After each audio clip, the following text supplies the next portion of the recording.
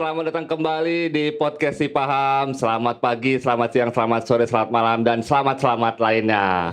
Nah, ini kali ini kurang aja nih Komeng nih. Gua disuruh mimpin acara nih bersama bintang tamu yang di episode kemarin.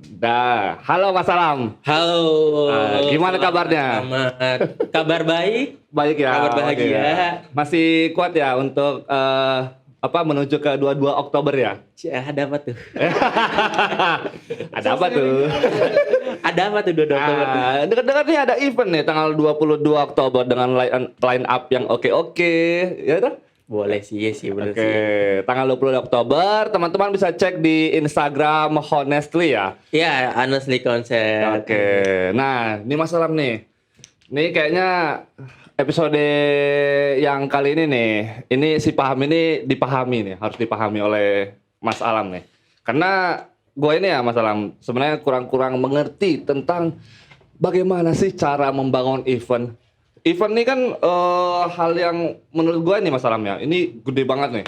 Perlu cost yang gede, perlu nyali dan planning yang oke dah. Dan kita nggak boleh cuman berpikir di hasil akhirnya kan. Nah, itu step-stepnya itu gimana sih Mas Alam? Dari cara membangun relasi atau mengorganisir relasi itu. Gitu gimana Mas Alam? Boleh diceritain Mas? Boleh lah, masa enggak? Monggo. Sebenarnya kalau membangun relasi itu apa ya? Kalau menurut aku sih yang penting jangan introvert aja dulu. Jadi bakal jadi PR banget nih kalau tips ini untuk teman-teman yang introvert. Karena nggak salah juga buat teman-teman introvert tuh nggak ada yang salah dengan introvert. Cuma untuk keperluan menjalin relasi, apalagi di dunia event, di industri event, itu dibutuhkan orang yang ekstrovert. Ya. Tidak takut untuk ngobrol, tidak malu-malu untuk menyapa orang, tidak takut akan keramaian. Tapi tidak menutup kemungkinan kan orang introvert bisa jadi orang event? Tidak menutup. Tidak menutup ya? Pasti ada tempat-tempatnya tersendiri untuk teman-teman yang introvert. Eventnya diem. Oke. Nggak jadi itu. Oke. Berarti memang harus berani ya salah satu ya, berani menyapa dan lain-lain ya? Yap, betul. Dan menurut aku untuk menjalin relasi itu tidak bisa digapai dengan waktu yang cepat.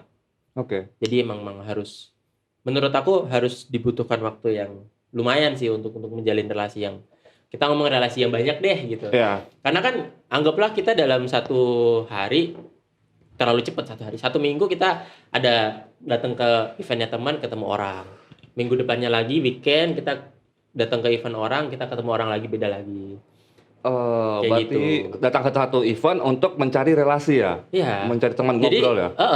Ngobrol lah. Menurut aku karena tidak ada yang salah dengan ngobrol dengan orang yang baru. Menurut aku semua orang adalah guru. Iya, quotes of the day. Respect. Semua orang adalah guru. Iya. Nah, ini Mas, ini ada pembahasan sedikit unik nih. Ini kan gue pernah nih lihat teman-teman di sekitar gue ya Mas ya, untuk event-event yang underground lah ya, underground ya. Yap. Mereka itu mencari relasi, itu selalu pemikirannya adalah, gue mencari relasi untuk dapat apa nih? Pokoknya mereka mencari relasi hanya untuk materi. Padahal kan relasi itu nggak semuanya benefitnya, feedbacknya itu harus berupa duit atau apa. Macam-macam benefitnya. Bisa link, bisa masalah pengalaman, ilmu dan lain-lain. Itu gimana Mas itu? Jadi relasi itu tidak sekedar materi. Jadi yang aku maksud relasi itu ya enggak khusus untuk kita bangun relasi untuk kebutuhan materi itu enggak. Karena kebutuhan non materi itu masih sangat banyak loh. Kita bisa bantu dia sewaktu-waktu. Bisa ngikut event ya, bisa ngikut kemanitiaan. Terus dia juga sewaktu-waktu bisa bantu kita. At least kita gini deh, kita ngomongin di dunia event, nggak semuanya tentang duit juga toh. Nggak semuanya tentang duit. Ada banyak event juga yang bisa kita lakukan untuk misalnya charity. Misalnya nih, charity. Itu kan non profit dong, itu non materi. Kita punya relasi, kita diajak atau kita mengajak, ini ada program charity, mau ikut nggak? Itu kalau kita nggak punya relasi, mana kita bisa bikin charity yang besar? Mana bisa kita membantu dengan kuantitas dan kualitas yang besar untuk suatu program? Dengan relasi itu, maka program itu bakal jadi gede. Dan itu non materi menurut aku loh. Itu satu contoh aja. Nah, gitu sih. Kalau Mas Alam sendiri pernah nggak kayak ada nggak sih kata gagal dalam membangun relasi itu? Ada dong. Ada. Pasti ada lah. Kayak gitu tuh pasti ada, Bos. Kenapa? Pasti ada lah. Karena pertama mungkin waktu ngobrol tidak satu frekuensi. Oke, Mungkin kayak ya. nggak satu obrolan. Oke. Terus mungkin kalau permasalahan anak muda sekarang, at least aku ketemu orang nih, orangnya Oke. ternyata temennya pacarnya mantanku. Bisa jadi tidak Agak jadi. Agak personal, Leo. Tapi ngaruh sih kalau gitu. Ngaruh dong. Ngaruh. Apalagi aku sama mantanku bubarnya bermasalah, ya kan? Ya. Wah, itu menjadi kegagalan dalam berkomunikasi juga dong. Emang ada? Tidak sepertinya. Ini latar belakangnya kelihatan banget. Sebenarnya kadang masalah-masalah personal gitu, walaupun semua orang dituntut untuk profesional, ya 1-2 hal kayak gitu tetap berpengaruh juga kan. Iya. Walaupun kita selalu dituntut untuk profesional dan lain Iya. sebagainya. Terus ya balik lagi kayak persamaan obrolan itu ngaruh banget sih. Bakal rada PR ketika kita yang anak 2000-an harus menjalin relasi dengan om-om angkatan 90. Oh, yang tua-tua. Iya. Angkatan, Yang kita harus punya trik sendiri nih untuk ngobrol dengan beliau-beliau. Iya sih. Kita punya trik sendiri nih untuk maintenance pertemanan kita dan lain sebagainya. Gitu. Itu lumayan PR. Nah, untuk teman-teman yang suka bikin acara juga itu bakal PR juga nih ketika teman-teman ini berteman dengan vendor A, vendor B, vendor C. Terus iya. sudah dekat terus bikin event kok sama vendor A terus, nanti vendor B sama vendor C gimana nih dan lain sebagainya. Nah, itu perlu trik-trik sendiri nih dan lain sebagainya. Gitu. Oke. Ini kan Mas Alam nih bikin satu event nih sampai undang apa ya? Menurut gua nih band-band terkenal lah, Mas. Siapa aja tuh? Kayak Danila, Iya. kayak Festivalis. Nah, itu gimana sih Mas cara membangun relasi bisa sampai ke situ gitu loh. Soalnya dulu pernah ikut event itu sempat gagal ya karena memang mungkin secara lobbynya kurang gitu loh, kurang deket atau kurang bagaimana, jadi akhirnya eventnya blast gagal Mas. Itu ya. Oke, sebenarnya jadi kan besok 22 Oktober itu Temu Kreatif tuh bakal ada acara nih, Honestly Concert. Ya bisa dibeli nih tiketnya di menjelangtemu.com. Oke. Jadi teman-teman nih yang ngedengerin podcast ini bisa cek aja langsung Instagramnya Honestly Concert, nanti di bio-nya udah ada link di situ untuk beli tiketnya, atau langsung aja kalau mau dicari di browse bisa menjelangtemu.com, diklik aja nanti langsung ke halaman pembelian tiket. Kenapa kok bisa sampai ada Danila di situ, Bara Suara, Festivalis, Panturas. Sebenarnya kalau teman-teman lihat di luar, kita ngebahas di luar industri, di luar genre ya. Sebenarnya line up yang ada di situ tuh teman-teman yang berangkat dari komunitas semua. Ada Danila, ada Bara Suara dengan Mas Iga di situ. Ada Festivalis dengan itu Mas Festivalis mah bapak-bapak skena Jogja semua. Dari drummer sampai vokalis gitu. Ya. Semuanya. Terus Depan Turas Bandung punya dan sebagainya. Itu terbantu atas nama komunitas sih. Oke. Sebenarnya kalau atas nama komunitas terlalu berlebihan ya. Bentar Mas, komunitas ini maksudnya apa? Atas nama komunitas ini maksudnya apa ya? Atas nama komunitas tuh ya kita berteman, kita hidup di komunitas musik. Oh, Komunitas-komunitas, acara-acara pecinta kecil. musik gitu ya? Iya. Oke. Jadi mereka ini bukan artis, bukan player atau bukan band yang lahir dari YouTube. Ya. Yang lahir dari pencarian bakat. Bukan. Mereka adalah band, mereka adalah talent yang terlahir dari pergerakan-pergerakan komunitas. Dari proses yang panjang lah ya. Iya.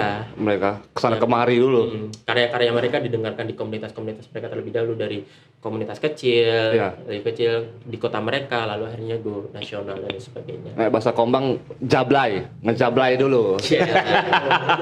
Berarti mereka dulu sebelum gede ngejablay dulu Ben ya? Iya, tapi jelasin ngejablay maksudnya apa?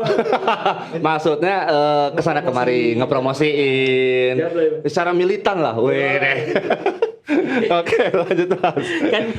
kan kayak gitu juga menurut aku adalah jalan untuk pertanyaan tadi, untuk menjalin relasi. Ya. Jadi kalau bagi artis manggung di acara kecil demi acara kecil itu menjalin relasi bagi mereka. At least dari acara kecil tersebut ternyata yang nonton itu punya agenda untuk bikin acara besar. Dari situ juga menjalin relasi. Oh, ada band nih namanya Bara Suara, kemarin asik nih bandnya, undanglah, misal kayak gitu. Iya. Itu namanya juga menjalin relasi menurut aku. Bagi mereka yang on stage. Oke. Bagi mereka yang on stage. Berarti emang apa ya? Ini khusus buat penonton-penonton yang suka nonton konser gratisan atau ngeluh ketika bayar mahal ya. Ternyata dalam event itu ya perlu banyak hal yang harus dipikirkan, relasi dan lain-lain ya. Betul. Itu tidak sembarang ternyata, Minimal teman-teman. di kopi kan. Ya, itu pun dalam menjalin relasi pun kita harus sedia apa ya, ibaratnya kopi lah, rokok Iya, lah, biar betul. lebih enak ngobrolnya. Betul, benar banget. Gue pernah nih, Mas, dikasih tips ya, tapi nggak tahu ya apakah ini berlaku di event atau apa. Kan ada pebisnis ini bilang, ketika menjalin relasi itu, first love, wah, so bahasa Inggris banget. First impression. Apalagi dari tampilan kita ya, dari pakaian, apa yang kita kenakan, attitude. Yeah. Bahkan teman gue bilang itu sampai rokok pun itu dilihat dalam menjalin relasi. Citra itu penting nggak, Mas, dalam menjalin relasi untuk memulai obrolan? Atau pernah Mas Alam mungkin ketemu orang, ngobrol sama orang, Bahasa yang aman. kok berantakan banget nih di awal-awal ketemu gitu. Coba. Penting nggak penting sih. Oke, kenapa tuh? Tapi penting nggak penting tuh gimana ya? Karena banyak orang juga yang untuk first impression itu mereka tetap benar-benar memperhatikan look secara visual. Okay. Tapi ada juga orang-orang yang first impression itu tidak berhenti melihatnya secara visual toh. Kayak gini, aku ketemu orang. Jangan ragu-ragu, Mas, keluarin. Nanti disensor. Aku ketemu orang tampilannya biasa aja, tapi waktu aku ketemu orang itu aku tahu nih yang diomongin kok ternyata oke juga nih. Berisi lah ya. Makanya itu aku bilang penting nggak penting. Tergantung. Menurutku lebih enak kalau bahasanya gini sih. Untuk mengganti penting tidak penting. Cerdas untuk menempatkan diri aja sih. Oke. Yang penting kalau mau selengean aja, tapi ya tahu bagaimana selengean dengan cerdas menurutku. Harus bisa mengkontrol ya. Iya. Kayak ibarat kata aku bocah yang selengean, anggaplah gitu. Terus in case aku dapat undangan dinner, ya nggak mungkin juga aku pakai pakaian yang semauku kan. Pasti harus menyesuaikan. Yeah. Cuma ya tidak harus dipaksakan juga. Yang penting menurutku yang penting rapi aja cukup. Oke. Enak dilihat aja cukup. Karena kalau mau dipaksakan juga nanti kita bakal kehilangan diri kita sendiri. Cialah. Jadi malah keikut-ikut ya. Cialah, bener banget. Kehilangan identitas. Asik. Nah, sekarang kan kita tahu ya, zamannya kan gampang banget ya untuk komunikasi sama orang lain ya. Betul. Lewat WA pun bisa ya untuk mengkeep relasi-relasi. Betul. Apalagi sekarang ada Instagram tuh. Di Instagram kan enak Selamat banget. pagi deh. Oke, Mas Alam, ada nggak relasi yang dulu pernah dekat nih, terus habis itu bukan kena ada masalah ya, tapi habis itu jarang kontakan dan lain-lain, jarang bertemu. Menurut Mas Alam gimana tuh kalau dalam dunia per-eventan? Wajar nggak? Wajar banget. Wajar banget. Wajar banget. Apalagi dalam dunia industri event itu gini. Mungkin kalau anak-anak, apalagi anak-anak sekarang ya, anak 2000-an. Mereka, aku sering-sering menemukan keluhan gini kayak, kamu mah datang kalau ada perlunya aja. Kayak Oke. itu di dunia industri tidak relate, bos. Kayak lah ya kita datang ya mau ngasih kerjaan dan minta kerjaan lah. Ya kita datang ada perlunya lah. Benar-benar. Ngapain kita ngubungin kamu kayak nanyain kamu hari ini ngapain? Di dunia industri nggak perlu, bos. Kayak ya kita kalau tidak ada perlu ya udah ngapain ya, cuma ngelihat story doang, ngelihat status WA doang, udah nggak ada yang lain. Lah mau ngapain lagi, Pak? Kamu datang ada perlunya Ya aja. emang iya, kalau di dunia industri event ya emang kita datang ada perlunya. Kayak Alam ngubungin nih, mau ada apa nih, Lam? Iya, Gitu kan. tujuannya jelas. Udah pasti kalau aku ngubungin kayak mau ada apa nih, Lam? Terus ada yang ngubungin aku, ibarat Bowo ngubungin aku kayak, Lam, selo nggak hari ini ngopi? Ayo ngopi. Ini masih mau ada apa nih? Kayak, mau bikin apa kamu gitu? Iya. Itu pasti ada perlunya, dan makanya itu kayak kalau ngelihat keluhan-keluhan di medsos terus bikin konten kayak dia datang kalau ada perlunya kayak lah ya kalau menghubungi itu ada perlunya. Kalau nggak ada perlunya ngapain ngubungin? Iya, gue juga pertama kali nyadar itu kok ada yang aneh ya dengan hal seperti itu ya. Kayak misalnya kalau datang hanya perlunya aja. Komunikasi itu kan harus ada tujuan, Mas. Iya, pesannya itu harus jelas gitu dan ada feedback gitu loh. Jadi Betul. mungkin dilihat secara keuntungan ya memang harus ada yang kita dapatkan, harus ada yang kita berikan gitu. Iya. Timbal balik. Ini kok apa ya, ungkapan seperti itu kayak malah kita pengen dicari gitu loh.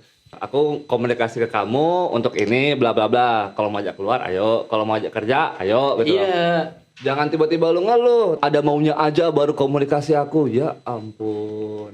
Yang penting tuh gini, kalau kita ngomong di industri event, apalagi industri event khususnya musik, panggung band gitu, bagi teman-teman di balik layar nih, Ya. di balik layar bukan yang on stage ya, untuk tips and trick untuk membangun relasi itu, yang penting gini, ada beberapa poin menurut gue. Yang penting pertama aktif nih, aktif gimana sih? Ya kamu sebagai orang di balik layar pasti kamu tuh bakal berhubungan terus dengan teman-teman on stage, teman-teman artismu. Iya. Itu yang pertama. Nah, teman-teman artismu tuh siapa sih? Ya, yang jelas bukan cuma mereka yang dari ibu kota. In case kita di Jogja nih, Iya. bukan cuma sekedar mereka yang punya nama besar, Tapi yang lokalan juga. yang lokal juga. Jadi selangkan waktumu untuk kalau mereka ada acara, datanglah, support acara mereka. Dateng, sapa mereka, Iya. at least itu udah cukup. Itu untuk teman-teman artis. Oke. Jadi mereka manggung di mana, kalau emang kamu slow, dateng lah. Toh di kota sendiri, nggak jauh bos, Jogja kan kecil kan, Iya. nggak begitu Iya. susah gitu. Iya. Terus mereka ada rilis single, terus mereka bikin acara sendiri, dateng lah. At least mereka atau kamu suatu waktu ada butuh atau ada proyekan yang bisa dikerjakan bareng, itu tidak akan canggung. Oh sama Alam udah sering ketemu. Iya.